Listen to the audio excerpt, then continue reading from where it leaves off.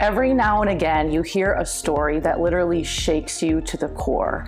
And when I heard and met Doug Bopst, I completely was excited. I was excited because this is a man here with me today that went from being at complete and total rock bottom, being a convicted felon, to struggling with drugs, to now a world-leading fitness coach. He's an inspiration. He's been all over the place. He has a documentary, he has a podcast, and he is on a mission, a real mission to change people's lives. So today we're gonna dive into his story and learn about his tips and tricks for becoming a healthy person. Doug, thank you for being here. Emily, it's a pleasure to be here. Thanks for having me. I'm so excited you're here, and I cannot wait for everyone to hear your story. Likewise. I mean, it's an honor, and I think what you've accomplished is quite inspirational as well. Thank you. Thank you. Tell us all about yourself. So it's crazy that today I host a podcast called The Adversity Advantage. I'm an award-winning personal trainer. I've written 3 books. And the reason that I say that is because not long ago, my life was in complete shambles. I, in fact, used adversity to my complete disadvantage. And back in 2008, I was hopeless. I was in the depths of despair. I was incarcerated on felony drug charges, and I thought my life was over. And just to give people an idea of what life was like back then for me, I was 21 years old when I was incarcerated. I had 21 jobs at the time I was 21. I had thoughts of suicide. I had a 400 milligram a day Oxycontin habit. I was snorting cocaine. I was selling a ton of pot. I didn't have a girlfriend like all through grade school. I broke in relationships. So you can just imagine like where I was in that moment in my life. And I never thought I'd be where I am today. And what's really, really fascinating is the day I walked into the detention center where I served time, I cried because I didn't want to go in. And the day I left, I cried because I didn't want to leave, and here's why. So when I first walked through the gates at the Harford County Detention Center, I was crying, I was fearful, I was anxious, I was like fueled with nothing but uncertainty, anger, and sadness because of what was about to happen. And then on top of all that, I had this horrific opiate addiction to kick.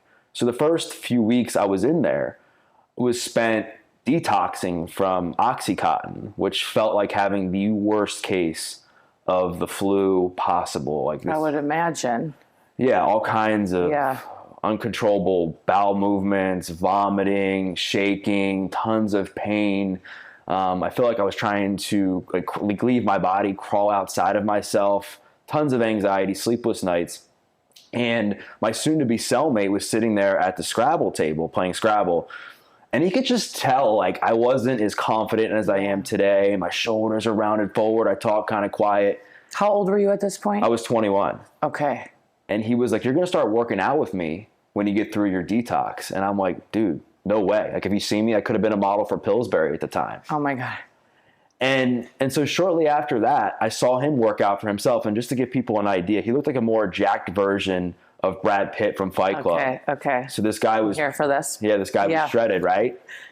And later on, like I said, I saw him work out for himself, and he was doing thousands of push-ups, hundreds of pull-ups, running all through the common area of the jail. And I was like, who is this guy? I've been a personal trainer now for over 11 years. And to this day, he is still one of the fittest people I've ever met.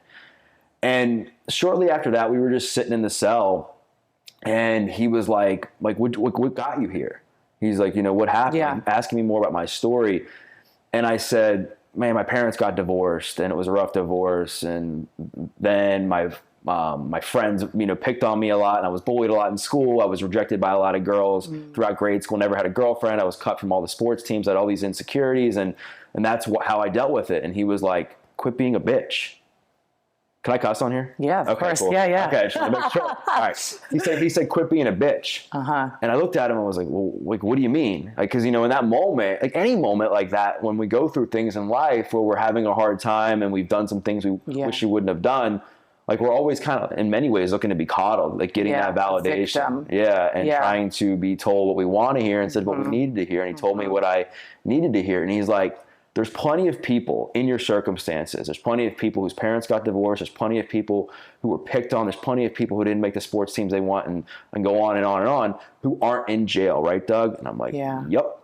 He was like, you have two choices. You can be a man, look yourself in the mirror, and say, you got yourself here.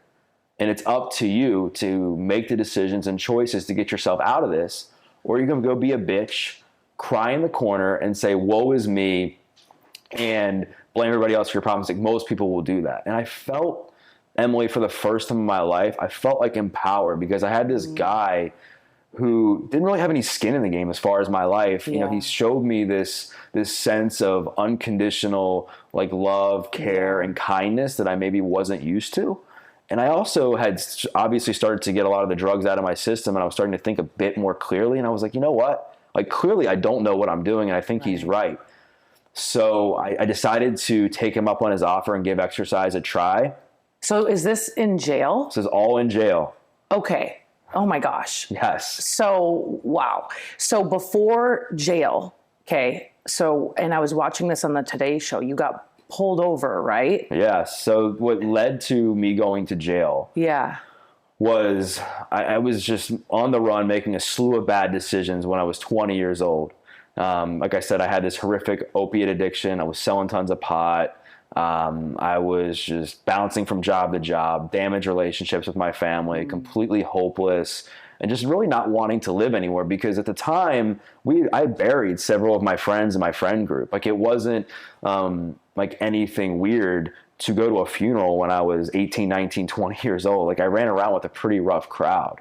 So I had gotten used to this idea that there was a chance that I wasn't going to make it past 25. There was a chance that my parents were going to be coming to my funeral. Like, there was a big chance of that. Where was this? I was in Maryland. In Maryland. Yeah. Oh my gosh. And so Cinco de Mayo of 2008, which I thought was going to be like one of the biggest setbacks ever in my life, ended up becoming like one of the greatest miracles in my life, because it was Cinco de Mayo, one of the biggest drinking holidays of the year, which of course, like, I was oblivious to, because all you care about when you're doing drugs is who you're getting high with, you know, who you have to sell it to make your money back, who you're going to scheme to try to get some extra drugs, what you're going to listen to afterwards, you know, what you're going to eat afterwards, who you're going to spend time, like, all the things. Right? It almost becomes like this religion. It's so crazy and weird, right? Yeah. And so my mind was not on the fact that it was this biggest drinking holiday of the year, and also that I had a busted headlight that I'd been meaning to fix, but because of the religion of my addiction, that, of course, was not at top of mind either. And there was a cop running radar that night, and I flashed my high beams at him. I was on my way to make a drug deal. Flashed my high beams at this cop, thinking that it would mask the fact that I had a busted headlight. But of course, it just gave this guy a reason to pull me over. And my heart, Emily, sunk to the pit of my stomach, and I thought my life was over, because I see him put his lights on to pull me over, and I have a half a pound of marijuana in the trunk. Oh my! So you were on your way to make a drug deal? Yeah. Oh my gosh. A couple $1,000s of cash in the glove box. And all I could think about was like, man, like, this is it. Like, it's over. Like, I am an idiot. Like, I can't believe I've done this. Like, what are my parents going to say? Like, what are my friends who truly cared about me going to say about this? Like, what am I going to do? So cop pulls me over. I stammer to get my license out of my wallet, get the registration out of my glove box. I'm trying to, like, hide the fact that I have, like, a ton of money in the glove box. One thing leads to the next. He pulls me out of the car, searches it, and finds everything, puts me in handcuffs, and I'm sitting in the back of this cop car. And I don't know if anybody who's watching this, listening to this, I don't know if anybody like yourself has, like, been in a moment where you're in this super dark place. Yeah. And everything comes to a head, and you're like, how did I get here? How did the kid who just wanted to be loved? How did the kid who just wanted to be good at sports? How did the kid who just wanted a girlfriend? Like, how did this kid who wanted all these things, like, how is he in the back of this cop car in a ton of trouble facing felony drug charges? And it just came back to my inability to deal with stress, my inability to cope with pain, my inability to deal with my anxiety.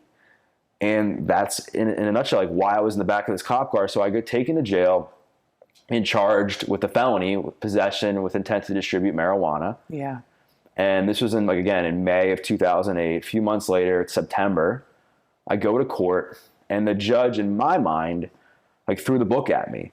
He looked at me and he was like, Doug, I'm sentencing you to 5 years in jail, but everything's going to be suspended but 90 days. Meaning, if I failed a drug test, if I missed a probation appointment, if I got into a fight, if I did anything to violate the terms of parole and probation, I could potentially serve the full 5 years.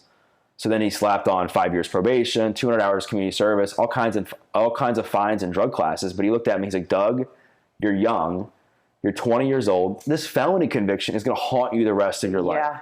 So he's like, I'm going to make you a deal. I'm like, deal? I'm like, after what you just told me, where's the deal?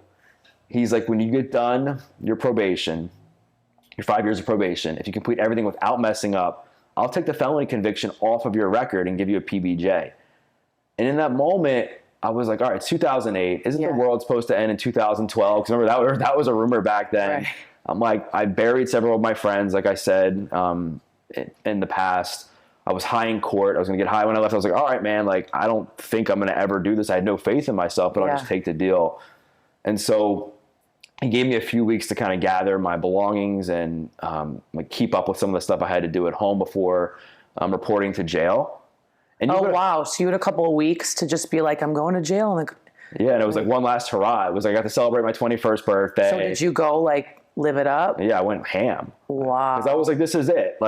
I'm going to jail, and odds are I'm hopefully never going to do drugs again. Right. I mean, that was the hope, right? Yeah. What did your parents say at this point? So my parents and I always kind of had a kind of a damaged relationship, if you will, because of the divorce. And it was a rough divorce, and they didn't really communicate too much. Yeah. And we split time, which is pretty traditional in a divorce home, where I would live with my mom half the time, my dad half the time. And I was much closer to my mom. I just had a closer relationship with her. My dad and I never really saw eye to eye. Yeah. And because of a couple bad decisions when I was a young teenager, I actually got kicked out of her house on my 16th birthday. I had a party while she was in the hospital when I was 15. And then on my 16th birthday, I began, at that point, to sell some pot to support my habit. And she caught me weighing out some pot to sell to my neighbor. And she was just distraught and really didn't know what to do with me, because she had seen some other signs of me just being kind of reckless in my behavior, to where she thought she could give me a fresh start, kick me out, go live with my dad who lived 30 minutes away, change schools, change friends, change my environment. And in reality, what it did was it gave me more pain, more trauma, because now I feel abandoned. Now I'm like, man, how could you do this to me? Yeah. I need you right now. And it just led to more destruction, more self-sabotage, and more uncertainty for me. Right. Do you think in the moment when you got pulled over and then when you were in court and they're like, we're going to take you, was there any part of you that was like, I'm kind of grateful for this? Or were you scared shitless? Be honest. I was scared. Yeah. It's easy now to sit back and say, that made me. I'm like, oh, I'm going to tell people that, when you're going through something hard, remember, it's happening for you and not to you. And I'm not saying that that's not true. Definitely is. But when people are in the thick of that, they don't feel, at least in my experience, you're not really thinking about that. You got tunnel vision. You're thinking about what's in front of you. You're in survival mode. All these fears, uncertainties, come to a head. I was panicking because I kind of heard horror stories or what you would read about what happened in jail. Right. I was the kid who was completely overweight, unathletic, couldn't run. So I was like, how am I going to last in jail? And then I was going to be a convicted felon. And I had obviously at that point in 2008, it was much more stigmatized. There hasn't been as much progressiveness on that side of things. There wasn't that much progressiveness back then. So I was like, this is going to ruin me. Right. I'm going to be working at a fast food restaurant the rest of my life. Yeah. So how long were you in jail? So my sentence, the time that I was sentenced was 90 days, but with good behavior, they gave me 5 days off a month of my sentence. For every month I had good behavior. And then I got a job in there eventually, halfway through, I think, where you wipe down tables and they give you some more time off. But those 70 something days that I ended up spending in there, all in all, really saved my life. Yeah. Because like I said, I had that heart to heart with my cellmate in the cell. What was his name? Eric. Okay. So do you still talk to him today, or do you have a relationship, or how did that play out? So it's kind of hard now, I mean, for me to kind of talk about it, but he passed away a few months ago. Sorry. And his family had actually reached out to me and had really, I guess, thanked me for sharing this story, because it shed like such a good light on a part of him that maybe some people didn't get to understand or hear as much, because he spent a lot of his life behind bars. And they reached out, they're like, we want you to speak at his funeral. Oh, So I went and spoke at his funeral, and that's great. and it was very heartwarming for me to like Yeah. meet his family, and people had bought like one of the books, my first book that I wrote, where I talked a lot about him. And you know, you never think that something like this, like getting on a podcast like this, or some of the other stuff I've done, is going to trickle down like that and have the domino effect. Like, I think a lot of times people, they get on these shows and they can sometimes, I think, be self-centered in a way where they're just about them, and they're not thinking about like, well, how much of an impact can this have, not only on people listening to this, Yeah. but somebody else's family, or, you know, maybe it's a counselor at a school that maybe has lost hope in their school, or, Yeah. and they hear a story like this and they're like, oh my gosh, like there's hope. Like if this kid who went to this school and went through this can get out of it, like some of my kids too, I can go on and on with these Yeah. examples. Yeah. And that conversation that he had with me has gotten me through like every hard time I've been faced with since then, whether it was the last few years, whether it was a breakup, whether it was times where my business wasn't moving the way I wanted it to, whether it was times where I needed to make better decisions personally, whatever it was, I understood the importance of not being a victim. Yeah. And because I think it can feel so good in that moment, Right. but it gets you nowhere. Yeah. It really does. Oh, nowhere. I call it nowhere land. It's Yeah. like with your blaming and complaining and justifying, you can do it all day long. And I can really relate even, you know, to when I started my journey of just rock bottom, you know, and it was like, woe is me. And you could live in that, but you have to decide to use all that junk and turn it into something great, which you clearly have. Now, when you were in jail and you were going through this, and so what changed in your head to be like, I want to get fit and healthy and really like that's what I'm obsessed with. Because you went from like, you know, being a drug addict to healing yourself. Like, what did that look like? And let's talk real talk, because it's like me pursuing my faith. Some days it's easy and some days it's hard. Right. Right? So what did that look like when you made that decision after he kicked you in the tush? What did that really look like for you? I mean, I think I look back now at like everything I've been able to accomplish, and it's just been these series of small wins and stacking those small wins on top of each other. Because I believe like your ability to build self-confidence comes with your ability to face things that you're afraid of, face your fears, and accomplish things that you never thought you could. And here's what I mean by that. So after we had this conversation, I felt empowered. I felt excited. I felt like, man, like this guy believes in me when I don't even believe in myself. Like this guy believes in me when I'm falling apart. This guy believes in me when people in my family aren't. Like there's something to it. So I just decided to take him up on his offer and give exercise a try, because again, I saw like how fit he was. Because when I was a kid, it's funny. Like if you would ask me, Doug, like what would you want? If I was like a genie could grant me 3 wishes. Yeah. And you'll stop using drugs and you'll turn your life around, what would it be? And it would be like to date a hot chick, have a 6-pack. Be honest. And make a lot of money. Yeah. Like, that's what I thought was going to lead Right. to ultimate happiness. And we all know that doesn't. I mean, it definitely, you need, you know, obviously you want to be in a relationship with somebody that brings the best out of you and somebody you're attracted to, and you want to keep yourself physically fit and you want to be financially like independent, but that's not going to ultimately create, you know, happiness forever. Right. And so I saw this guy and I was like, man, like I want to be like him. So I got down to do a push-up. I'm like, all right, I can do at least like 1 push-up. I collapsed in front of all these grown men. I'm like, damn. I'm like imagining you in jail right now, and you're 20 years old. 21, yeah. You're 21. Yeah. Wow. I collapse, and then I go to try to do one for my knees and I collapse. And I'm like, Eric, like, why can't I do a push-up? And he's like, because you're fat. I hated that word. I hated the word fat. Yeah. And he was like, Doug, I'm not going to sugarcoat it. He's like, you got belly fat. Your core is weak. You don't have any upper body strength. So you can't support yourself to hold yourself up. So you're going to collapse every time you try to go down. And on top of that, I was smoking like a pack to a pack and a half of cigarettes a day. So I could barely walk up and down the steps that were there that were like, there was like, cells on one floor and then cells on the bottom floor. And with his motivation and encouragement, we set some goals, and he was like, what do you want to accomplish by the time you leave here? And I was like, I want to be able to do a set of 10 push-ups, which seemed crazy at the time. That seemed like me, like climbing Mount Everest today, you know what I mean? Like, there's no way this is going to happen. Yeah. And to run a mile by the time I left that sentence. And it just started with these small wins, Emily. Like I was finally able to do like a push-up, one push-up. And then I was like, man, like I never thought I could do one push-up. Well, let's try 2, and then let's do 3. And then I slowly built myself up to doing that set of 10 push-ups I never thought I could. The same with running. It started with just like walking laps in the common area. And what I would do and what I found is that I think pain, there's a lever with pain. Yeah. And I think a lot of times with pain, we turn the lever down and make it worse by substances, external validation, spending money on things we shouldn't, drama, like all these things that we can use pain in a negative way. But I think pain also can have a lever that can kind of lift you up a little bit, where you can channel a lot of that dark stuff into something positive. And I think if you can like tap into that and get into the dark side of pain, it's like game over. And for me, I would walk laps and I would think about like all the mistakes I made, and I would like kind of start to process it. I would think about the people who doubted me. I would think about like how much better I was going to look, so that I could finally like tell those girls I told you so, or I could tell my friends I told you so. Yeah.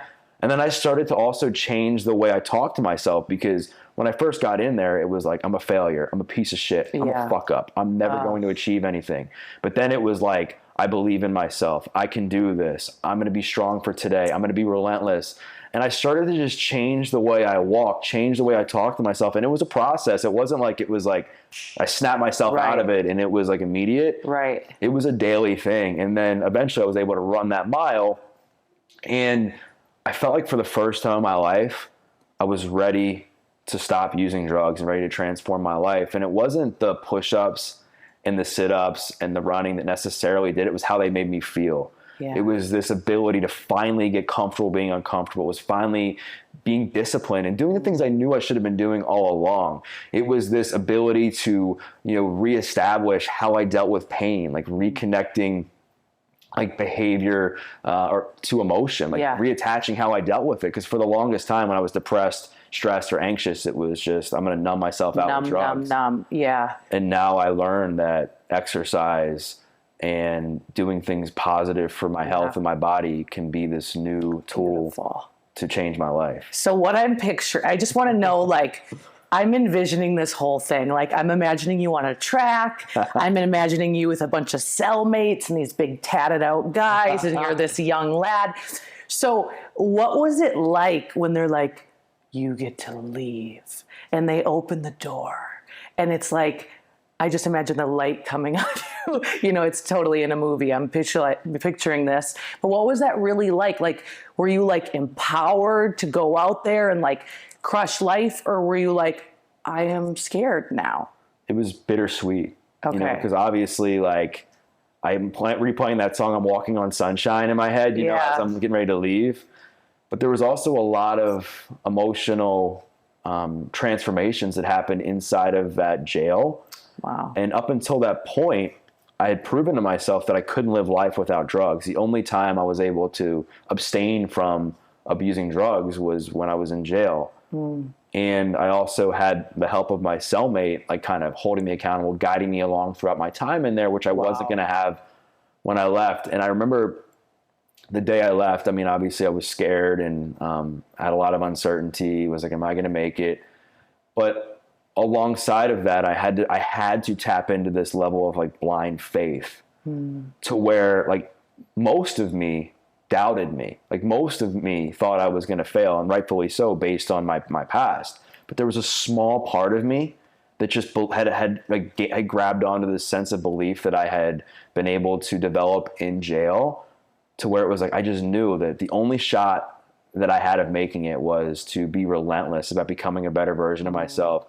Like doing the things I knew I needed to do on a daily basis, like hanging out with the right people, never stop believing in myself, and like having this like whatever it takes mentality, and it would at least give me a shot to stay in the game long enough. And I looked at my cellmate, I was like, man, like Like, how can I ever repay you? Like I was in tears.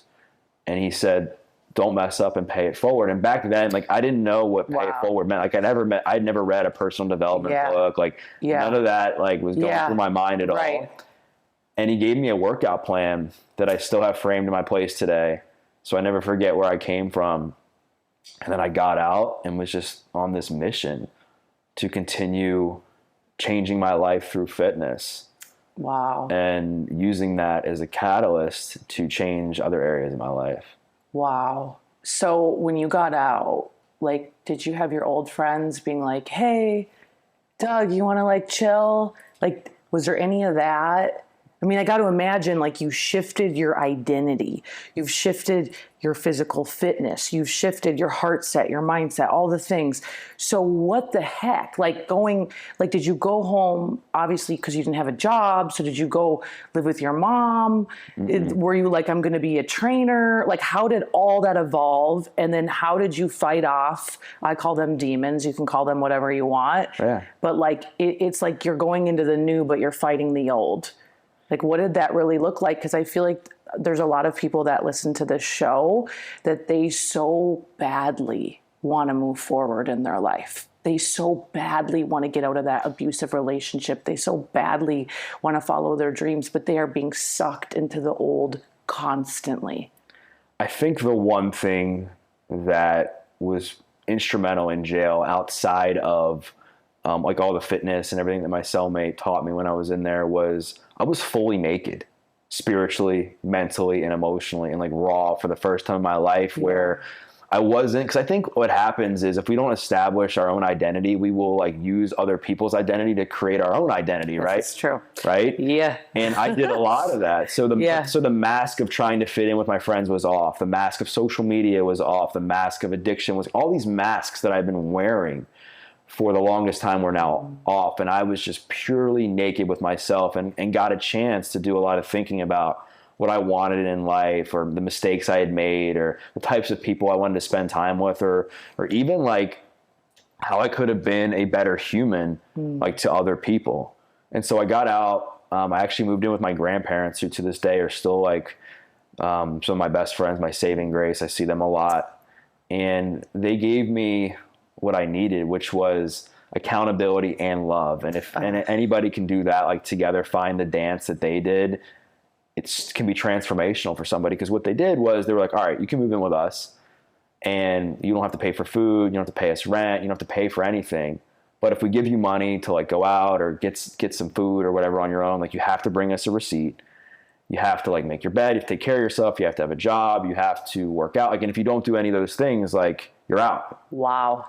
So they gave me the love of being like, all right, we'll give you a nice little landing pad here because we know you need some help. And at the same time, we're not going to let you walk all over us, which I had done in the past because I had lived with them before in my teenage years, and I kind of walked all over them and abused that privilege. Yeah.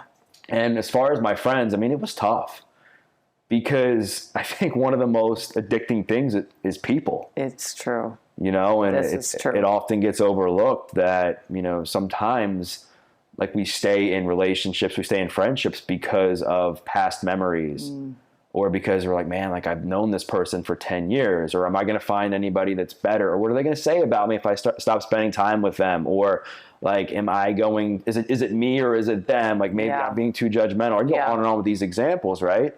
But I had begun to establish this identity about what I wanted. I had started to find new things I was passionate about, like health and fitness, working on myself, spending more time with my grandparents, where I would go around my friends because, again, they weren't inherently bad people. They were just not making the decisions that were aligned with my future. And one of the things I say now is surround yourself with people who have common futures and not common pasts. Ooh. Right? Yeah, because it's easy to stay in the same relationships, the same friendships because of like where you've been with people. Yeah. But why not like stay in relationships and friendships because of where you're going with those people? And those people who were in your past can come with you. That's right. But they have a choice to do that. Yeah. And it's not always on you to pull them along. Like they have to have like autonomy in that as well. Yep. And so the more I became obsessed with health and fitness and other things and spent time with them, it became like an awkward first date where there was like nothing to talk about. Yep. Like I was like focused on like how I was gonna get protein in my next meal, and they were like talking about like pot, and I was like, I have no interest in that anymore. So it just kind of fizzled out. And I did something that I struggled with, and a lot of people struggle with, and I spent time alone. And I think you feel way more alone spending time with the wrong people than you ever will like intentionally spending time by yourself. Amen to that. And I spent time with my grandparents like on the weekends, and I would watch like Food Network with them and Dancing with the Stars, and I like helped teach myself how to cook by watching the Food Network and watching what my grandmother did. I just developed this relationship with them that has been life-changing. And then also I got comfortable being alone and just knowing that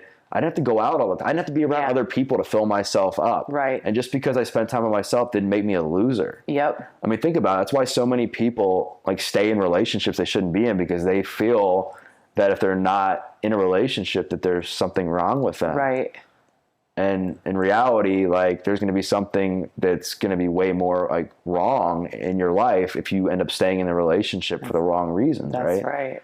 Yeah. And I just developed this idea that instead of quantity, because I focused on quantity a lot with my relationships, because selling drugs becomes like an addiction. Yeah. Where you feel wanted, you feel needed, you feel like loved. Yeah, that validation of like who you hooking up, you know. Yeah. You got my phone was like blowing up all the time. So now I was like, all right, I just want to focus on quality. And I just slowly over time, as I moved towards my future, people started showing up who were aligned with that. People who were just focused on bettering themselves, people who were in the health and fitness space, people who were looking to make a difference in the world. They just started kind of showing up over time. And then that's kind of how I built my new crew. It's beautiful.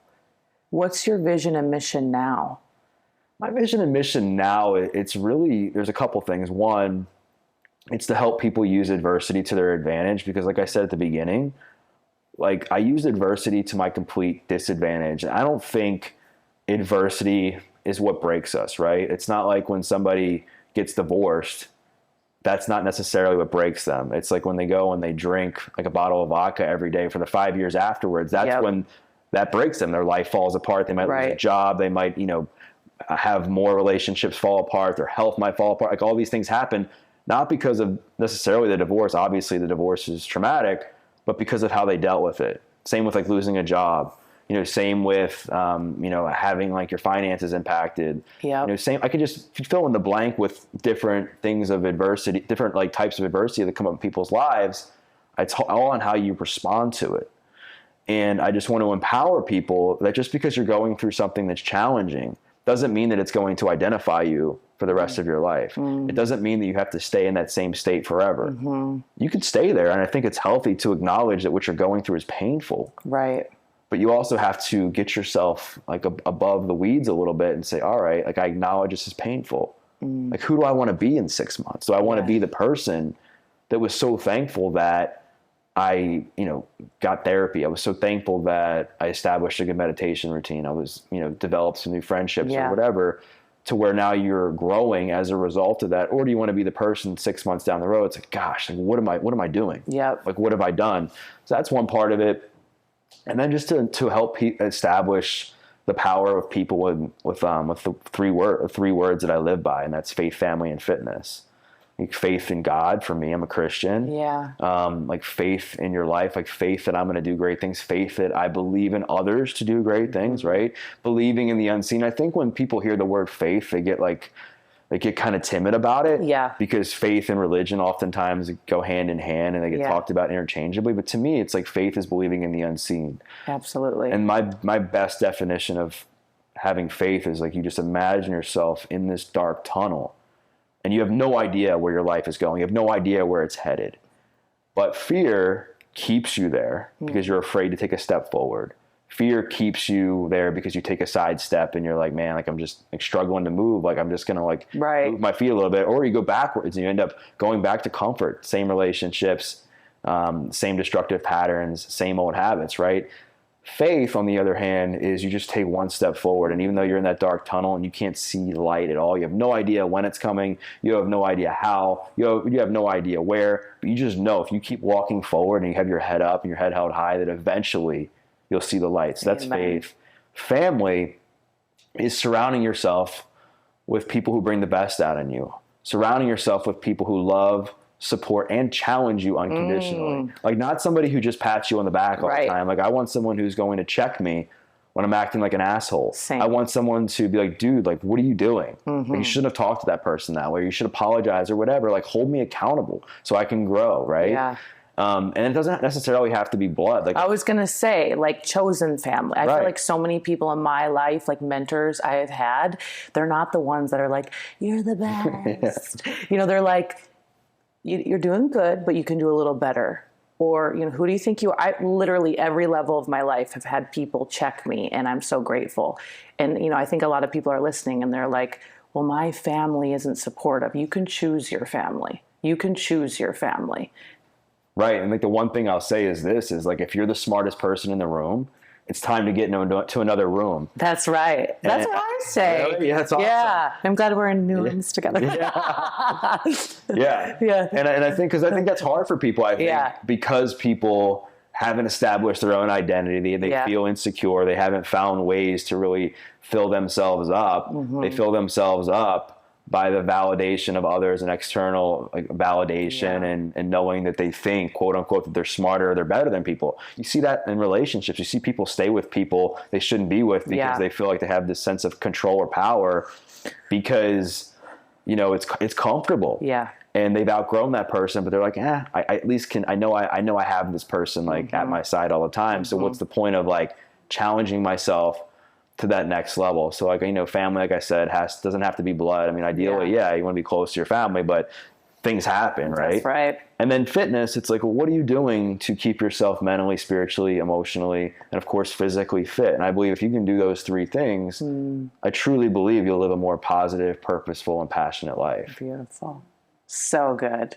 So good. Oh my gosh. I'm in total alignment with everything you're saying. And all of those things have made me a better woman, you a better man. And if you live by it every single day, how do you practice?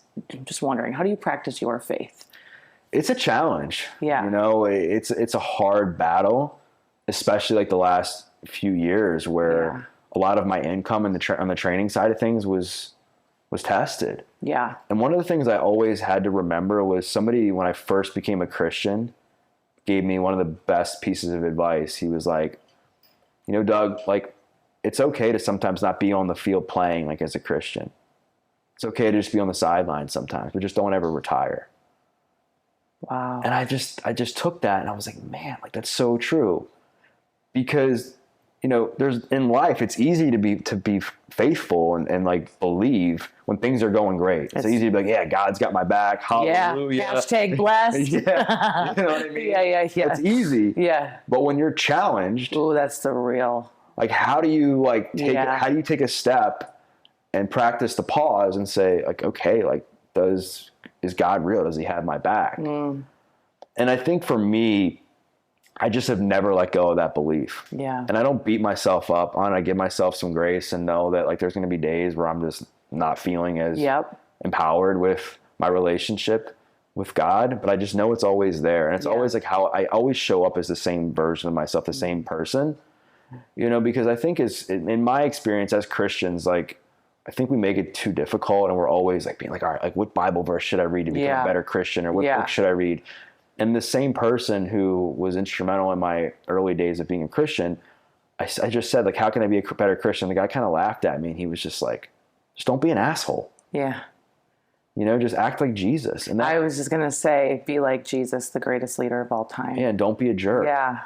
And there's times where my ego has gotten in the way of my faith, where I think that I'm the greatest because I'm accomplishing all these things. And then like God has a funny way of humbling you when that kind of stuff happens. But yeah, I mean, it's a journey and it's a daily battle. It's a daily walk. It's a daily walk, but it's your foundation. It's my foundation. I believe I love the faith, family, fitness, because it's just this solid foundation. You know, what would you say to someone who's going through massive adversity right now? Like, what tip would you give them? I know that there's someone listening to this where their son's battling addiction, their daughter's battling addiction, maybe they're battling addiction, maybe they have good days, bad days. Like, what advice what would you tell that person? It's so hard. I mean, I wish I had like this magic answer, right? I mean, I'd be a billionaire and I'd be fulfilled at the same time, right? I'd be so happy because that's like my passion, and I'd be like financially independent. I think there's a few things. Like, just know that you're not alone. You know, and especially if you're a parent, just know you're not alone. Get support, take care of yourself. Yeah. Because I think what I've seen, and like a lot of the moms that I've dealt with when their kids are battling addiction, and the ones I've like kind of talked to, the last thing they do is take care of themselves. They're so focused on trying to fix their kid, change their kid's life, do whatever they can to keep them out of the depths of despair. And what people have to realize is there's nothing you can do to fix them. Yeah. There's nothing you can do to save them. You can support them, you can love them, you can care for them. But at the end of the day, like, they have to make the decision on their own, and, you know, never like sacrifice your own health at the expense of somebody else. I know it's hard to hear, but I think if you take care of yourself and you have your mind in a good spot, you're going to be better equipped to help that person anyway. And I just think if it's somebody who's like battling their own adversity, and let's just say they're just in a tough spot, just focus on taking like one step, like one small step.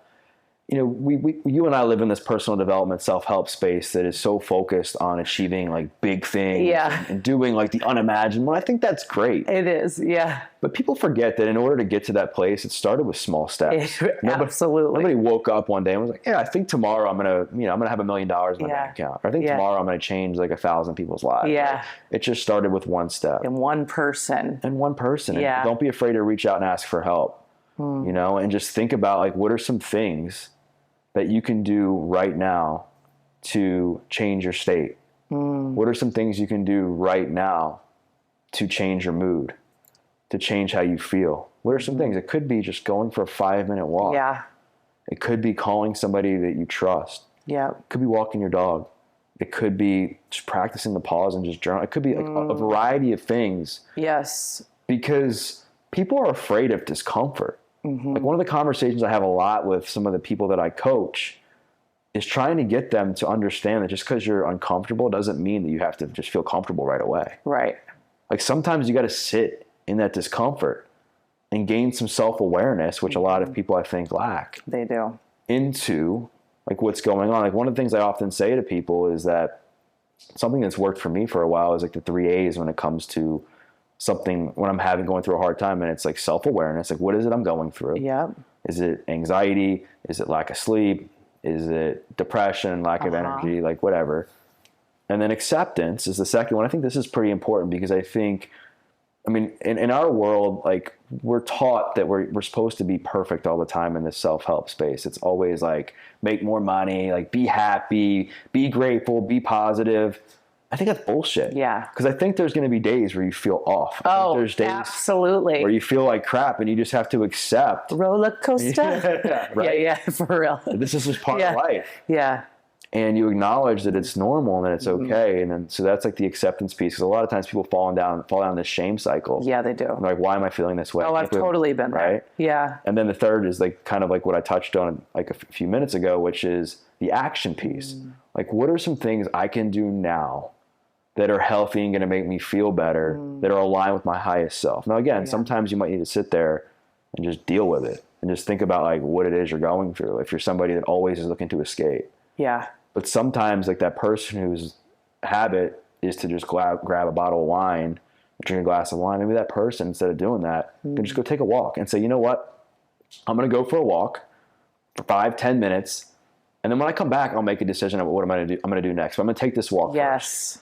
And I think what tends to happen, Emily, is they not only get like the physiological benefits from like movement, but they come back. I think people come back in sometimes and they're like, wow, like, I'm proud of myself that I didn't just impulsively react.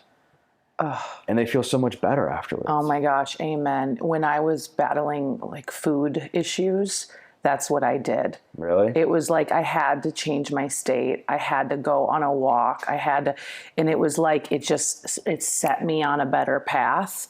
And then I was like, oh my God, I can't believe I was going to do that, but you have to get out of it. And I always tell people, like, step by step, moment by moment.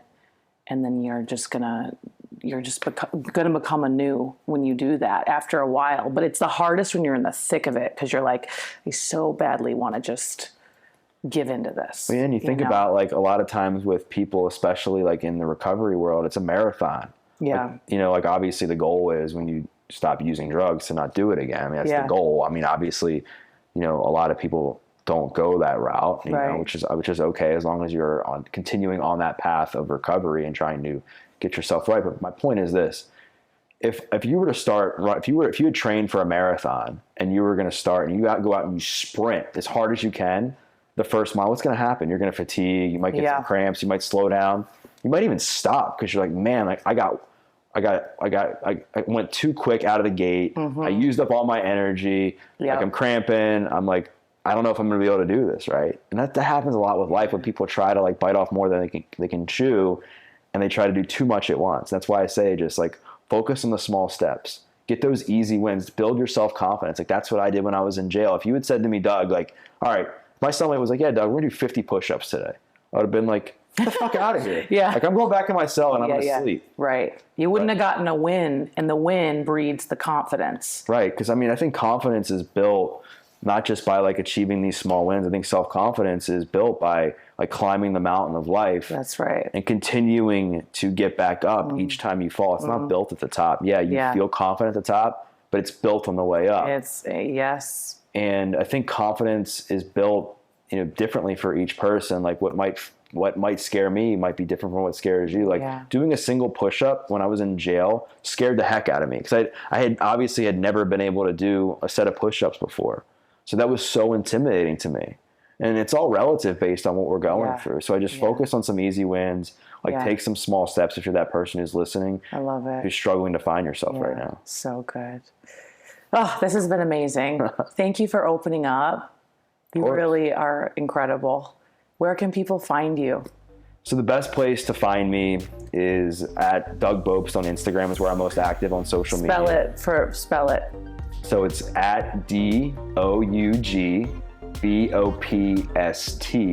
on Instagram, TikTok, Twitter. My podcast is called The Adversity Advantage. My website is DougBopst.com, where you can learn more about my journey there, some other stuff that I've done, as well as find my books. My books are all on Amazon. And amazing. Yeah. Okay. We'll link all that in the notes below. Thank you for being here. Thanks for having me.